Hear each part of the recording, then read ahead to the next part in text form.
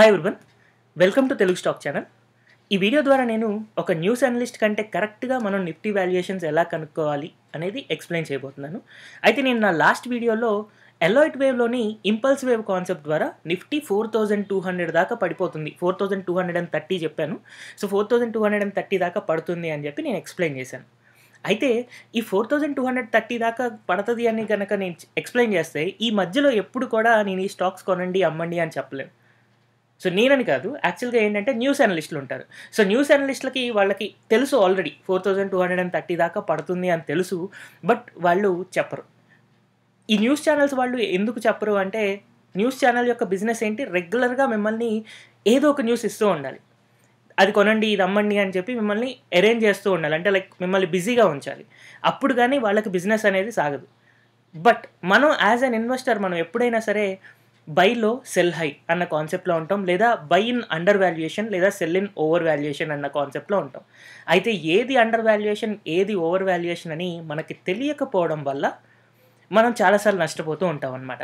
So అందుకని నేను ఆ under valuation and over valuation especially నిఫ్టీకి ఎప్పుడు ఉండాలి అని, మీరు ఇప్పుడు కనుక ఈ వీడియో చూసి దీన్ని అప్లై చేస్తే త్రూ అవుట్ లైఫ్, మీ లైఫ్ టైం అంతా కూడా ఇదే కాన్సెప్ట్ అప్లై చేసుకుంటూ వెళ్ళచ్చు. సో దానికోసం మీరు యూజ్ చేయాల్సిందల్లా only single technique, index P E. Index P E చూసేసి మనం ఆ నిఫ్టీ లెవెల్ ఏదైతే ఉందో అది అండర్ వాల్యూడా ఓవర్ వాల్యూడా అని మనం డిసైడ్ అవ్వచ్చు. అయితే what is price by EPS, so ఇప్పుడు పీ/ఈ రేషియో ఏదైతే ఉందో దాని గురించి నేను ఆల్రెడీ ఒక 22 minutes వీడియో చేశాను. సో అది మీకు కింద డిస్క్రిప్షన్లో ఉంది, ఓల్డ్ వీడియో నాది. సో ఆ డిస్క్రిప్షన్లోకి వెళ్ళి మీరు దాని గురించి మీరు అందులో చూడొచ్చు. అయితే యాక్చువల్గా ఇండెక్స్ పీ/ఈ ఏంటంటే ఎప్పుడు కూడా మనకి 10 to 30 మధ్యలోనే ట్రేడ్ అవుతూ ఉంటుందన్నమాట. సో ఇది 2000 నుంచి చార్ట్ దగ్గరగా 2000 నుంచి కనుక చూసుకుంటే 10 నుంచి 30 లోపు మాత్రమే, 10 to 30 వెళ్తుంది, 32 మళ్ళీ 10 వచ్చింది, 10 to 30 వెళ్ళింది, అండ్ ఇప్పుడు కూడా ఆల్మోస్ట్ 10 దాకా వెళ్తుంది. సో ఈ సైకిల్ అనేది ఎప్పుడు ఇండెక్స్ పీ/ఈకి అనేది గత 150 years ఆఫ్ స్టాక్ మార్కెట్ హిస్టరీలో జరుగుతూనే ఉంది. మన ఇండియన్ మార్కెట్ స్టార్ట్ అయ్యి 35-36 years అవుతుంది కాబట్టి మనకు ఓన్లీ 30 years డేటా మాత్రమే ఉంది. బట్ అమెరికన్ మార్కెట్స్ స్టార్ట్ అయ్యి ఆల్మోస్ట్ 150 years అయింది. సో ఆ 150 years నుంచి కూడా అమెరికన్ మార్కెట్స్ యొక్క పీ/ఈ ఏదైతే ఉందో అది 10 to 30 మధ్యలో మాత్రమే ట్రేడ్ అవుతూ ఉంది. అయితే ఇది కేవలం ఇండెక్స్కి మాత్రమే అప్లై అవుతుంది, ఇండివిజువల్ స్టాక్కి అప్లై కాదు. సో ఇండెక్స్కి మాత్రమే అప్లై అవుతున్నా మనం నిఫ్టీ యొక్క అండర్ వాల్యుయేషన్స్ కనుక్కోవడానికి ట్రై చేస్తున్నాం కాబట్టి ఈ డేటా అనేది మనకు సరిపోతుంది. అయితే దీన్ని ఇంకా కొంచెం మనం డైవర్సిఫై చేస్తే, ఒకవేళ నాకు ఇండెక్స్ యొక్క పీ/ఈ అనేది 9 to 11 మధ్యలో ఉండడం చాలా రేర్ కండిషన్.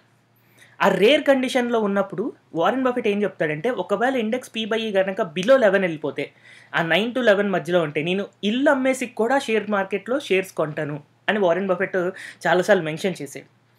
అండ్ 11 to 18 మధ్యలో ఉంటే అప్పుడు మనం అండర్ వాల్యూడ్ అని అనుకోవచ్చు. 18 to 22 ఉంటే ఫెయిర్లీ వాల్యూడ్ అనుకోవచ్చు. 20 to 27 ఉంటే ఓవర్ వాల్యూడ్ అనుకోవచ్చు. 27 to 30 ఉంటే అది కూడా రేర్ సిచ్యువేషన్, రెసెషన్ రావడానికి ముందే జరుగుతుంది. అలా వచ్చింది అంటే హైలీ ఓవర్ వాల్యూడ్, మార్కెట్ పడిపోవడానికి చాలా ఎక్కువ ఛాన్సెస్ ఉన్నాయి అని అర్థం. అయితే 2018 స్టార్టింగ్ నుంచి మనం ఆల్రెడీ ఇండెక్స్ పీ/ఈ 27 దాటి పైకి వెళ్ళిపోయిందనమాట. సో 2018 నుంచి రెసెషన్ రావడానికి ఆల్రెడీ అన్నీ సిద్ధంగా ఉన్నాయి. బట్ కరోనా వైరస్ వచ్చిన తర్వాత రెసెషన్ అనేది ఇంకా పూర్తిగా కన్ఫర్మ్ అయిపోయి చాలా బాగా పడిపోవడం స్టార్ట్ అయింది. అయితే నేను ఆల్రెడీ ఈ సినారియోస్ అన్నీ కన్సిడర్ చేసుకుంటూ, ఈ పీ/ఈ యొక్క సినారియో కన్సిడర్ చేసుకుంటూ నిఫ్టీ యొక్క ఇండెక్స్ ఫండ్స్ కొనుక్కుంటూ, ఆ ఇండెక్స్ ఫండ్స్లో కేవలం మనం మంత్లీ 2500 ఇన్వెస్ట్ చేసుకుంటూ 20 or 25 yearsలో 1 crore ఎర్న్ చేయడం ఎలాగా అనేది కూడా నేను ఒక వీడియో చేశాను.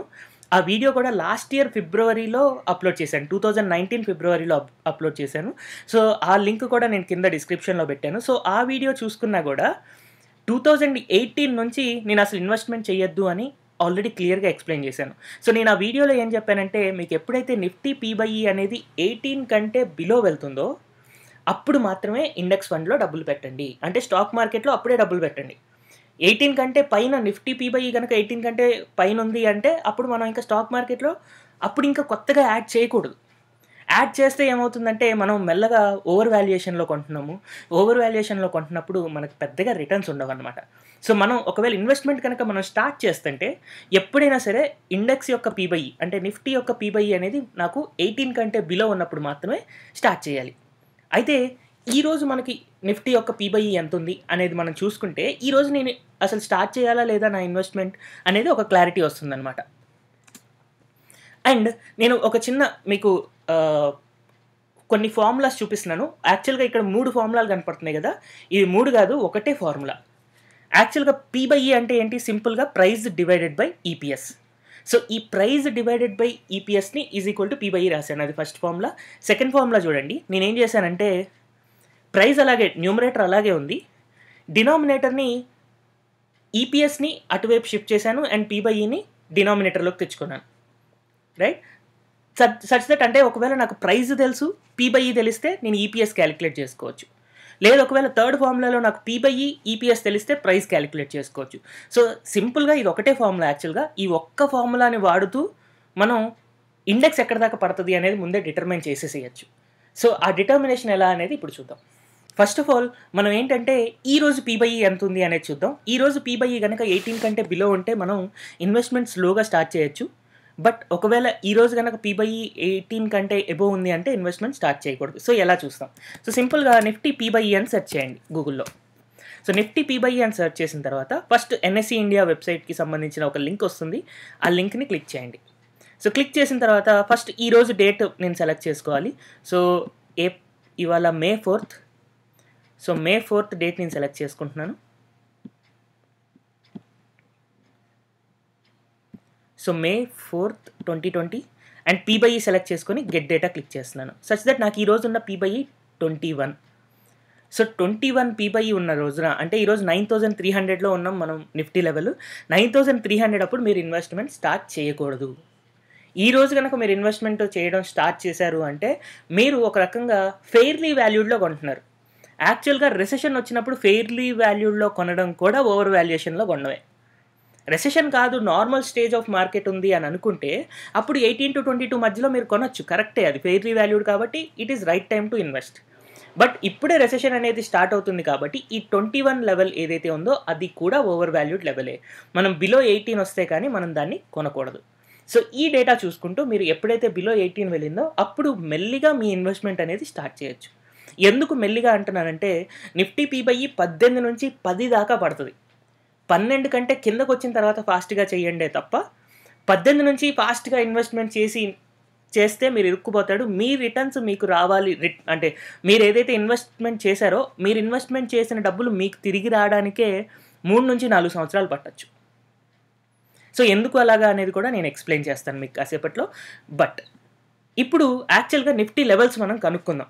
అంటే ఇప్పుడు నేను లాస్ట్ వీడియోలో ఇంపల్స్ వేవ్ కాన్సెప్ట్ ద్వారా 4230 దాకా పడతది అని అంటున్నాను గదా! మరి ఫండమెంటల్ రీజన్ చూద్దాం. ఫండమెంటల్‌గా ఎక్కడి దాకా పడొచ్చు అని. సో, ఫండమెంటల్‌గా చూసుకుంటే నేను యాక్చువల్‌గా 2008 రెసెషన్‌కి వెళ్తున్నాను. సో, 2008 రెసెషన్‌లో మార్కెట్ పీక్ నుంచి బాటమ్‌కి పడిపోయింది గదా! సో, ఒకసారి నేను నిఫ్టీ చార్ట్ ఓపెన్ చేస్తాను. సో, charting.comకి వెళ్ళి నిఫ్టీ చార్ట్ ఓపెన్ చేస్తున్నాను. దీంట్లో ఆల్ డేటా మంత్లీ పెట్టుకుంటున్నాను. అయితే నాకు 2008 ఫాల్ అనమాట ఇది. ఇక్కడ నుంచి పడిపోతూ ఇలా వచ్చింది. అయితే నాకు మార్కెట్ ఇక్కడ జాన్యువరి నుంచి పడడం స్టార్ట్ అయిందనమాట. సో, నేను ఇక్కడ జాన్యువరిలో ఉన్న హైయెస్ట్ ప్రైస్ ఎంత అనేది నేను నోట్ చేసుకుంటున్నాను. So, yeah! సో, ఇక్కడ నేను ఈ కర్సర్ తీసుకెళ్ళి దీని మీద పెడితే నాకు ఇక్కడ హై వాల్యూ వస్తుందనమాట ఈ ప్లేస్‌లో. సో, హై వచ్చేసి 6357.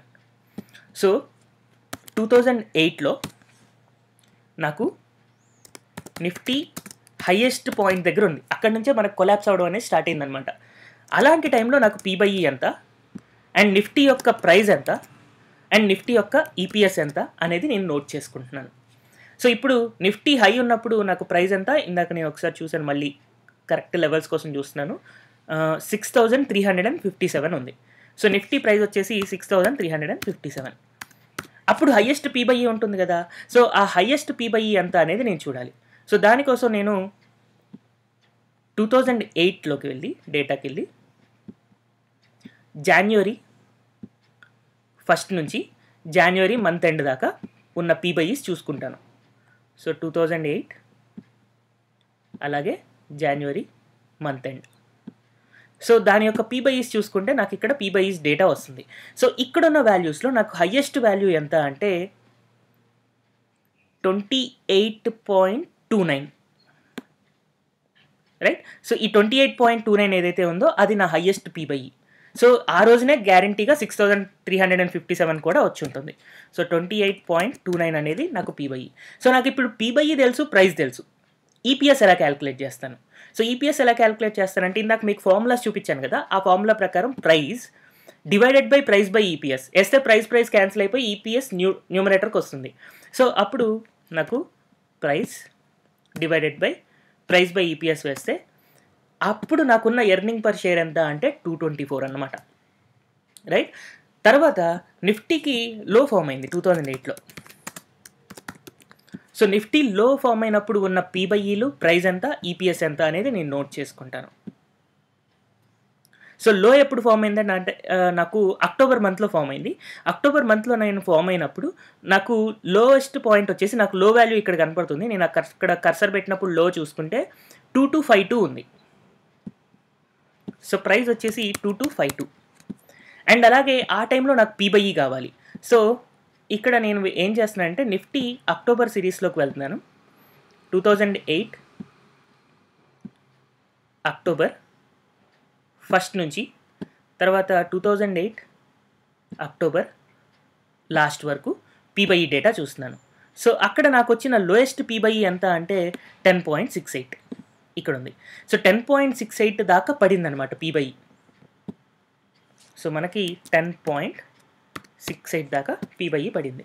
అంటే అప్పుడు ఈపీఎస్ ఏమైంది, మళ్ళీ ప్రైస్ డివైడెడ్ బై పీ/ఈ చేస్తే 210 అయింది. అంటే ఇక్కడ ఈపీఎస్ తగ్గిందంటే ఏంటంటే అండి, నిఫ్టీలో ఉన్న స్టాక్స్ ఉంటాయి కదా, నిఫ్టీలో ఉన్న స్టాక్స్ యొక్క ఎర్నింగ్ ఏదైతే ఉందో అది 224 ఉండేది ఆ ఇయర్ స్టార్టింగ్లో.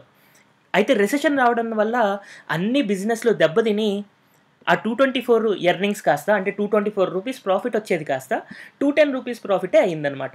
అంటే ప్రాఫిట్ తగ్గింది. ఎంత ప్రాఫిట్ తగ్గింది అనేది నేను ఒక పర్సంటేజ్ క్యాలిక్యులేట్ చేసుకుంటాను. 224 minus 210 divided by 224 in terms of percentage కనుక నేను చూసుకుంటే నాకు 6.16% ఈపీఎస్ అనేది తగ్గిందనమాట. అయితే యాక్చువల్గా ఇది 2008లో రెసెషన్ ఏదైతే వచ్చిందో అది యూఎస్ ఎకానమీ వల్ల మనకి ఇండైరెక్ట్గా హిట్ అయిన ఎకానమీ అనమాట. డైరెక్ట్ రెసెషన్ కాదు మనది, ఇండైరెక్ట్ రెసెషన్. బట్ ఈసారి వచ్చేది అన్ని కంట్రీస్కి గ్లోబల్ రెసెషన్ ప్లస్ ఇండియాకి కూడా డైరెక్ట్ రెసెషన్ వస్తుంది. సచ్ దట్ ఈసారి ఈపీఎస్ ఇంకా ఎక్కువ పడచ్చు. అంటే మేబీ 10% 15% పడచ్చు. 10% పడితే ఏమవుతుంది, 15% పడితే ఏమవుతుంది, లేదు ఈ 6.16% పడితే ఏమవుతుంది అనేది మనం ఇప్పుడు క్యాలిక్యులేట్ చేద్దాం. సో ఇప్పుడు 2020కి నేను చూసుకుంటున్నాను. సో నిఫ్టీ హై ఎక్కడ ఫామ్ అయింది. సో నిఫ్టీ హైకి మళ్ళీ నేను వీటికి సంబంధించిన ప్రైస్ ఈ వాల్యూస్ నేను నోట్ చేసుకుంటాను. సో నిఫ్టీ ఇప్పుడు 2020లో నాకు జనవరిలో నాకు పీక్ ఫామ్ అయింది. సో జనవరికి సంబంధించిన పీక్ యొక్క హైయెస్ట్ వాల్యూ ఎంత అంటే 12,430. సో ప్రైస్ వచ్చేసి 12,430 నుంచి మనకి నిఫ్టీ అనేది పడడం స్టార్ట్ అయింది. ఆ టైంలో ఉన్న పీ/ఈ ఎంత. సో జనవరిలో ఫామ్ అయింది కాబట్టి జనవరిలో నేను దాని పీ/ఈ చూసుకోవాలి. 2020 జనవరి 1 నుంచి 2020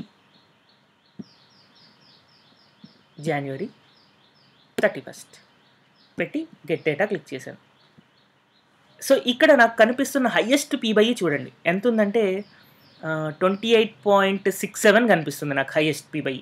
సో మీకు చెప్పాను కదా పీ/ఈ అనేది ఎప్పుడు 10 to 30 మధ్యలోనే వేరీ అవుతూ ఉంటుందన్నమాట. హైయెస్ట్ ఇక్కడ వచ్చేసి 28.67 ఉంది. సో నాకు ఇక్కడ పీ/ఈ 28.67 నేను నోట్ చేసుకున్నాను. సచ్ దట్ నా ఈపీఎస్ ఎంత, ఈ 1240 price divided by price by earnings అంటే 433. సో 2007 స్టార్టింగ్లో అంటే 2008 స్టార్టింగ్లో ఎర్నింగ్స్ 224 ఉండేవి. ఇప్పుడు మనం ఆల్మోస్ట్ డబుల్ సంపాదిస్తున్నాం, 433 సంపాదిస్తున్నాం. ఓకే, ఇప్పుడు నాకు నిఫ్టీలో ఎప్పుడు ఫామ్ అవుతుందో తెలీదు, అండ్ ఆ టైంకి ఈపీఎస్ ఎంత ఉంటుందో తెలీదు. పీ/ఈ మాత్రం మనం గెస్ చేసుకోవచ్చు. ఎందుకంటే పీ/ఈ అనేది లాస్ట్ టైం 2008 రెసెషన్ అప్పుడు యూఎస్‌లో రెసెషన్ వచ్చినా కూడా ఇప్పుడు 10.68 దాకా పడ్డది కాబట్టి పీ/ఈ ఈసారి కూడా మనకి 10.68 దాకా ఈజీగా పడుతుంది. అయితే మనం ఇక్కడ నిఫ్టీ యొక్క ఈపీఎస్ కూడా క్యాలిక్యులేట్ చేసుకోవచ్చు. సో ఎలా క్యాలిక్యులేట్ చేస్తాము? లాస్ట్ టైం 6% ఫాల్ వచ్చింది. అయితే యూఎస్ ఎకానమీ దెబ్బతినడం వల్ల మనకి 6% ఫాల్ వచ్చింది. బట్ ఈసారి మనకు చూడండి ఆల్మోస్ట్ ఆల్ క్రూడ్ ఆయిల్ బిజినెస్లు ఏవి మనకి జరగట్లేదు. అంటే ఇండియన్ ఆయిల్ కార్పొరేషన్, బీపీసీఎల్, తర్వాత ఓఎన్జీసీ, రిలయన్స్ వీటిల్లో ఏదైతే ఆయిల్ బిజినెస్ ఉందో వాటికి సంబంధించిన ఆపరేషన్స్ అనేవి అసలు ఇప్పుడు జరగట్లేదు, చాలా తగ్గిపోయాయి. అండ్ టూరిజం ఇండస్ట్రీ దెబ్బతింది. అండ్ అలాగే ఇలాగా ఇండైరెక్ట్ ఎఫెక్ట్ బ్యాంక్స్ మీద కూడా ఉంటుంది. అన్నిటి మీద ఉండడం వల్ల అట్లీస్ట్ 10% ఈపీఎస్ పడిపోతుంది అని నేను అనుకుంటున్నాను. సచ్ దట్ నేను ఇప్పుడు కరెంట్ ఈపీఎస్ ఏదైతే ఉందో దాన్ని ఇంటూ 0.9 చేస్తున్నా. ఎందుకంటే 10% పోయింది. సో మిగిలింది 90%. 90% అంటే 0.9తో మల్టిప్లై చేయాలి మనం. సచ్ దట్ నా ఈపీఎస్ అనేది 390 అవుతుంది. సో 390 నా ఈపీఎస్ అయినప్పుడు నేను ఈపీఎస్ తెలుసు, నాకు పీ/ఈ తెలుసు. సో పీ/ఈ ఇంటూ ఈపీఎస్ చేశాను అనుకోండి, నాకు ప్రైస్ వస్తుందన్నమాట. సో పీ/ఈ ఇంటూ ఈపీఎస్ చేస్తే నాకు ప్రైస్ ఎంత వచ్చింది? 4167. సో లాస్ట్ టైం 2008 రెసెషన్ అప్పుడు బాటమ్ 2252 అయితే 2020 అప్పుడు రెసెషన్ యొక్క బాటమ్ ఎంత? 4167. అండ్ ఎల్లాయిట్ వేవ్ కాన్సెప్ట్ ద్వారా నేను చెప్పిన టెక్నికల్ లెవెల్ ఎంత ఎక్కడ దాకా పడుతుందని 4230. సో ఫండమెంటల్ ఫ్యాక్టర్స్ కూడా 4200 దాకా పడుతుంది అని చెప్తుంది. అండ్ టెక్నికల్ లెవెల్స్ కూడా 4230 దాకా పడుతుంది అని చెప్తుంది. అండ్ ఈ రోజున మనం 9300లో ఉన్నాం. 9300లో ఉన్నప్పుడు ఇండెక్స్ పీ/ఈ వచ్చేసి 21 ఉంది. అంటే ఓవర్ వాల్యుయేషన్లో ఉన్నాం. సో ఇప్పుడు ఏ స్టాక్ కూడా బై చేయడానికి పనికిరాదు. అండ్ ఏ స్టాక్ అనేది ఎందుకు అంటున్నాను? ఎందుకు అంటే ఇప్పుడు ఒకసారి నేను నిఫ్టీ వెయిటేజెస్ చూస్తానండి. సో నిఫ్టీ వెయిటేజ్ కనుక నేను ఓపెన్ చేస్తే రిలయన్స్ ఇండస్ట్రీస్కి 11% ఉంది, హెచ్డిఎఫ్సి బ్యాంక్కి 10% ఉంది, హెచ్డిఎఫ్సికి 8% ఉంది, ఇన్ఫోసిస్కి 6% ఉంది. ఇక్కడ చూడండి యాక్చువల్గా ఈ స్టాక్స్ ఇప్పుడు నిఫ్టీ 10,000లో ఉన్నది 4000 దాకా పడాలి అని అంటే ఆల్మోస్ట్ 60% పడాలి. 60% పడుతున్నప్పుడు ఎలా పడుతుంది అంటే ఈ 10 స్టాక్స్ ఏవైతే ఉన్నాయో రిలయన్స్, హెచ్డిఎఫ్సి బ్యాంక్, ఇన్ఫోసిస్, ఐసిఐసిఐ, టీసీఎస్, కోటక్ మహీంద్రా, ఐటీసీ, హిందుస్థాన్ యూనిలివర్, భారతీ ఎయిర్టెల్ ఇవన్నీ కూడా ఇండస్ట్రీ లీడర్స్ 60% పడితే కానీ మనకి మార్కెట్ అనేది 4200 దాకా వెళ్ళదు. ఇండస్ట్రీ లీడర్సే 60% పడుతుంటే ఇండస్ట్రీలో పనికిరాని స్టాక్స్, చెత్త స్టాక్స్ ఇంకా చాలా ఉంటాయి. అవెంతగనం పడాలి? సో ఈ టైం నుంచి కనుక ఎవరన్నా బై చేయడం స్టార్ట్ చేసి లో కిందకి వెళ్తున్నా కొద్దీ యావరేజ్ చేసుకుంటూ వెళ్తున్నారు అని అంటే వాళ్ళ యావరేజ్ ప్రైస్ ఏదైతే ఉందో ఆ యావరేజ్ ప్రైస్ మళ్ళీ రావడానికి దగ్గరగా 3 నుంచి 4 సంవత్సరాలు పడుతుంది. ఎందుకు 3 నుంచి 4 సంవత్సరాలు పడుతుంది అంటున్నాను, ఇప్పుడు చూద్దాం. సో ఇప్పుడు సపోజ్ మార్కెట్ 2 రోజుల క్రితం 9850 దగ్గర ఉంది, అంటే 10,000 దగ్గర ఉంది. సో 10,000 లెవెల్ నుంచి నేను ఫస్ట్ సపోజ్ ఒక 6,000 లెవెల్ దాకా పడి రివర్స్ అయి పెరిగింది అని అనుకుందాం. సో 10,000కి 6,000కి మధ్యలో యావరేజ్ ఏదైతే ఉందో, అంటే మీరు కొనుక్కుంటూ వెళ్తున్నారు అనుకుందాం. 10,000లో కొన్నారు, 9,000లో కొన్నారు, 8,000లో కొన్నారు, 7,000లో కొన్నారు, 6,000లో కొన్నారు. అప్పుడు మీ యావరేజ్ ప్రైస్ వచ్చేసి దగ్గరగా 8,000 దగ్గర ఉంటుంది. తర్వాత మళ్ళీ కొంచెం బౌన్స్ బ్యాక్ వస్తుంది మార్కెట్లో ఎల్లాయిట్ వేవ్ ప్రకారం. తర్వాత మళ్ళీ రివర్స్ అయి పడుతూ ఉంటుంది. సో మళ్ళీ ఒకవేళ ఇక్కడ నుంచి పడుతున్నప్పుడల్లా కొనుక్కుంటూ పోయారనుకోండి, మళ్ళీ 8,000 నుంచి కొనుక్కుంటూ వెళ్తే 4,000 దాకా ఉంటుంది. సో మీ యావరేజ్ ప్రైస్ అనేది 6,000 దాకా ఉంటుంది. తర్వాత అంటే మీ 8-6 అంటే మీ యాక్చువల్గా ఇప్పటి నుంచి బై చేయడం స్టార్ట్ చేస్తే మీ యావరేజ్ ప్రైస్ అనేది యూజువల్గా నిఫ్టీ యొక్క 7,000 ప్రైస్ లెవెల్లో ఉంటుందన్నమాట.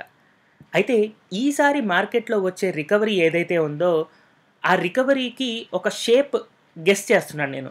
సో ఆ షేప్ ఏంటంటే నైక్ స్కూష్ షేప్ అంటారనమాట. అంటే ఏంటంటే యాక్చువల్గా నైకీ సింబల్ చూశారు కదా మీరు. సో నైకీ సింబల్ ఎలా ఉంటుంది? ఇలా ఉంటుంది. సో ఇలాంటిది రావచ్చు. యాక్చువల్గా నేను గెస్ చేయడం కాదు, నేను లైక్ న్యూస్లో చూశాను. అండ్ ఇది దీనికే మోస్ట్ ప్రాబబిలిటీ ఉందన్నమాట. ఇదేమి నా వైల్డ్ గెస్ కాదు, న్యూస్లో చూసా. బట్ నేను ఎక్స్పెక్ట్ చేయడం కూడా ఇలాంటిదే ఉంటుంది అని అనుకుంటున్నాను అనమాట. అయితే ఇప్పుడు 2008 రెసెషన్లో చూడండి మార్కెట్ ఎలా అయితే పడిందో జస్ట్ ఒక 4-5 రోజులు 4-5 నెలలు కన్సాలిడేట్ అయ్యి తర్వాత మళ్ళీ అదే స్పీడ్లో పెరిగింది. బట్ ఈసారి అంత స్పీడ్లో పెరగకపోవచ్చు. అందుకని మీరిప్పుడు ఒకవేళ 7,000 గనక మీ యావరేజ్ ప్రైస్ అయితే, ఇప్పటి నుంచి గనక మీరు కొనడం స్టార్ట్ చేసి కిందకి మీరు 5 సార్లు కొనండి, 10 సార్లు కొనండి, 15 సార్లు కొనండి, 20 సార్లు కొనండి, ఎన్ని సార్లు కొన్నా కూడా 7,000 మీ యావరేజ్ ప్రైస్ అవుతది. ఇప్పటి నుంచి బై చేయడం స్టార్ట్ చేస్తే. 7,000 దగ్గర మీ యావరేజ్ ప్రైస్ ఉంటే ఫస్ట్ 1 ఇయర్ పడిపోవడానికి, తర్వాత నెక్స్ట్ ఇయర్‌లో 6,000 లెవెల్‌కొస్తది. 2 ఇయర్స్ అవుతుంది. తర్వాత మళ్ళీ 7,000 లెవెల్‌కొస్తది. 3 ఇయర్స్ అవుతది. సో, 3 ఇయర్స్ తర్వాత మళ్ళీ ఎక్కడైనా 7,000 లెవెల్ అనేది మీకు కనిపించొచ్చు. అందుకని మీరు పెట్టిన డబ్బులు మీకు రావడానికే 3 ఏళ్ళు పట్టుద్ది. తర్వాత మళ్ళీ 12,000కెళ్ళినా కూడా దగ్గరగా మీరు 6-7 ఏళ్ళు పడితే మీకొచ్చే సీఏజీఆర్ ఎంతంటే ఆల్మోస్ట్ 8% సీఏజీఆర్ అనమాట. సో, 8% సీఏజీఆర్‌కి గనక మీరు స్టాక్ మార్కెట్‌లో ఇన్వెస్ట్ చేయడం చాలా వరకు దండగ. ఎందుకంటే గవర్నమెంట్ బాండ్స్‌లో పెట్టుకున్న మీకు 7% రిటర్న్స్ వితౌట్ రిస్క్ వస్తాయి. సో, అందుకోసమని మార్కెట్‌ని జాగ్రత్తగా అర్థం చేసుకుంటూ, మార్కెట్ వాల్యుయేషన్స్ అర్థం చేసుకుంటూ, కిందకెళ్తున్న కొద్దీ ఎక్కువ బై చేయాలి అనే కాన్సెప్ట్ కరెక్టే. యావరేజ్ చేసుకోవాలి అనే కాన్సెప్ట్ కూడా కరెక్టే. బట్ యావరేజ్ ఎక్కడి నుంచి చేసుకోవాలి అంటే, మనం ఇప్పుడు 7,000 బిలో ఎళ్ళిన తర్వాతే యావరేజ్ చేసుకోవాలి. ఎందుకంటే ఎల్లాయిట్ వేవ్ కాన్సెప్ట్ ప్రకారం మనకి ఫస్ట్ సైకిల్‌లో ఉన్నాం. తర్వాత సెకండ్ ఫాల్ కూడా వస్తుంది. సెకండ్ ఫాల్ వచ్చి బౌన్స్ బ్యాక్ అవుద్ది. బౌన్స్ బ్యాక్ అయిన తర్వాత థర్డ్ ఫాల్‌లో కొనుక్కున్న వాళ్ళకి మంచి బెనిఫిట్ ఉంటుంది. అలా కాకుండా ఫస్ట్ ఫాల్‌లోనో లేదా సెకండ్ ఫాల్‌లోనో కొనుక్కున్న వాళ్ళకి 2-3 సంవత్సరాల దాకా ఎలాంటి రిటర్న్స్ కూడా కనపడకపోవచ్చు. అండ్ అలాగే మార్కెట్ లీడర్స్ ఎవరైతే ఉన్నారో మార్కెట్ లీడర్సే 60% పడతారు కాబట్టి మార్కెట్ లీడర్స్ కాకుండా మిగిలిన స్టాక్స్ ఏవైతే ఉన్నాయో, అంటే ఇండస్ట్రీ లీడర్స్ కాకుండా వేరే స్టాక్స్ ఏవైతే ఉన్నాయో అవి ఆల్మోస్ట్ 70-80% లేదా 90% వరకు కూడా పడడానికి స్కోప్ ఉంది ఇప్పుడున్న ప్రైస్ నుంచి. సో, అందుకని చాలా జాగ్రత్తగా ఇన్వెస్ట్‌మెంట్ చేసుకోండి. అండ్ ఇదంతా కూడా మనకి ప్రిడిక్షనే, ఖచ్చితంగా 100% ఇలా జరగాలని లేదు. బట్ నేనైతే మాత్రం దీన్ని స్ట్రాంగ్‌గా బిలీవ్ చేస్తున్నా. ఖచ్చితంగా జరుగుతుంది అని నేను అనుకుంటున్నా. బట్ అది జరగచ్చు, జరగకపోవచ్చు. దానికి తగ్గట్టుగా మనం ప్లే చేసుకుంటూ ఉండాలి. అది సచ్ దట్ మనకి ఎక్కువ రిటర్న్స్ రావాలి. అండ్ మోర్ ఓవర్ స్టాక్ మార్కెట్‌లో నాకున్న ఒకే ఒక్క థియరీ ఏంటి అంటే, స్టాక్ మార్కెట్ ద్వారా నేను డబ్బులు సంపాదించకపోయినా పర్లేదు గానీ పోగొట్టుకోకూడదు. ఇప్పుడు నేను జాగ్రత్త పడి 7,000 కిందకెళ్ళిన తర్వాత కొనాలి అని అనుకుంటున్నా. ఒకవేళ 7,000 కిందకి ఎళ్ళలేదు అనుకోండి, నేను నష్టపోయేదేం లేదు. బట్ 7,000 కిందకి వెళ్ళింది అంటే నేను ఒక రకంగా లైఫ్‌లో సెటిల్ అయిపోతాను. ఎందుకంటే 7,000 కిందకెళ్ళిన తర్వాత నేను కొంటూ ఉన్నాను. తర్వాత గ్రో అవుతూ వెళ్తుంది. అప్పుడు నాకొచ్చేంత రిటర్న్స్ మిగిలిన ఎవరికీ రావు. సో, అందుకోసమని మార్కెట్‌ని బాటమ్ ఔట్ అయిన తర్వాత మాత్రమే, లేదా అట్‌లీస్ట్ ఇండెక్స్ పీ/ఈ అనేది బిలో 15 వచ్చిన తర్వాత మాత్రమే ఇన్వెస్ట్‌మెంట్ స్టార్ట్ చేసుకోండి. చాలా మంచి రిటర్న్స్ పొందడానికి ట్రై చేయండి. Thank you everyone for watching this video.